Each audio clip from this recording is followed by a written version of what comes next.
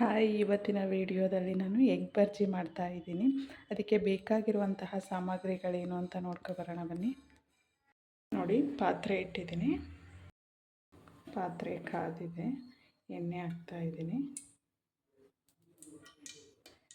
ಸಾಕು ಇಷ್ಟು ಎಣ್ಣೆ ಜಾಸ್ತಿ ಆದರೆ ಚೆನ್ನಾಗಿರಲ್ಲ. ಅದು ಎಣ್ಣೆ ಬಿಸಿ ಆಗಲಿ. ನೋಡಿ, ಈರುಳ್ಳಿ ಮತ್ತು ಮೆಣಸಿನ್ಕಾಯಿ ಎರಡೂ ಒಟ್ಟಿಗೆ ಹಾಕ್ತಾಯಿದ್ದೀನಿ. ಸ್ವಲ್ಪ ಫ್ರೈ ಆಗಲಿ.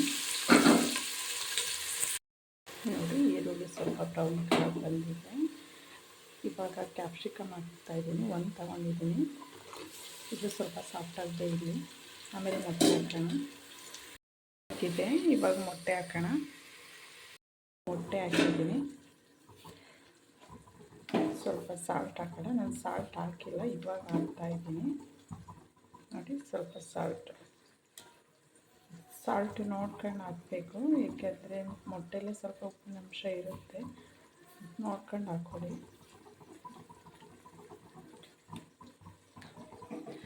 ಒಡೆದಾಕಬೇಕಾದಾಗ ಅದನ್ನು ಸಿಮ್ಮಲ್ಲಿ ಇಟ್ಕೊಳ್ಳಿ, ಬಟ್ ಹಾಕಾದ್ಮೇಲೆ ಐ ಫ್ಲೇಮಲ್ಲಿ ಇಟ್ಕೊಳ್ಳಿ. ಅದನ್ನು ಹೈಯಲ್ಲೇ ಮಾಡಬೇಕು ಒಂದು 5 ನಿಮಿಷ.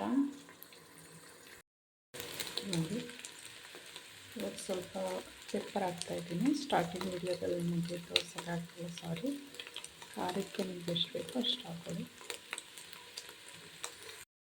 ನೋಡಿ, ಲಾಸ್ಟಲ್ಲಿ ಕೊತ್ತಂಬರಿ ಸೊಪ್ಪು ಹಾಕ್ತಾಯಿದ್ದೀನಿ. ಆಗಿದೆ ಇದು. ನೋಡಿ, ಎಗ್ ಬರ್ಜಿ ರೆಡಿ ಇದೆ. ಇದು ಚಪಾತಿ ಜೊತೆ, ಅನ್ನ ಸಾಂಬಾರು ಜೊತೆ ಸೈಡ್ ಡಿಶ್ಶಾಗಿ ಚೆನ್ನಾಗಿರುತ್ತೆ. ಮುದ್ದೆ ಜೊತೆನೂ ಚೆನ್ನಾಗಿರುತ್ತೆ. ಈ ಚಳಿಗಾಲದಲ್ಲಿ ಬಿಸಿ ಬಿಸಿ ಮಾಡ್ಕೊ ತಿಂತಾಯಿದ್ರೆ ತಿಂತಾನೇ ಇರಬೇಕು ಅಂತ ಅನಿಸುತ್ತೆ. ನಮ್ಮ ಮನೇಲಿ ಮಕ್ಕಳು ಸಾಂಬಾರು ಕೊಟ್ಟರೆ ಸಾಂಬಾರೇ ಇಸ್ಕೊಳ್ಳಲ್ಲ, ಹಾಗೆ ತಿನ್ಕೊಬಿಟ್ಟಿರ್ತಾರೆ ವೈಟ್ ರೈಸ್ ಜೊತೆ. ಕಡಿಮೆ ಸಮಯದಲ್ಲಿ ಮಾಡ್ಕೊಬೋದು. ಮೊಟ್ಟೆ, ಈರುಳ್ಳಿ ಇದ್ದರೆ, ಹಸಿಮೆಣಸಿನ್ಕಾಯಿ ಇದ್ರೇ ಸಾಕು.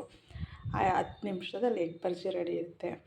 ಈ ಟೈಮ್ ಆಗಿಬಿಟ್ಟಿದ್ದಾಗ ಏನು ಮಾಡಬೇಕಪ್ಪ ಅನಿಸ್ದಾಗ 1-2 ಮೊಟ್ಟೆ ಕಾಣಿಸಿದ್ರೆ ಸಾಕು, 10 ನಿಮಿಷದಲ್ಲಿ ರೆಡಿ ಮಾಡಿಕೊಂಡು ಊಟ ಮಾಡ್ಬೋದು. ಇಷ್ಟ ಆದರೆ ಲೈಕ್ ಮಾಡಿ, ಸಬ್ಸ್ಕ್ರೈಬ್ ಮಾಡಿ. Thank you.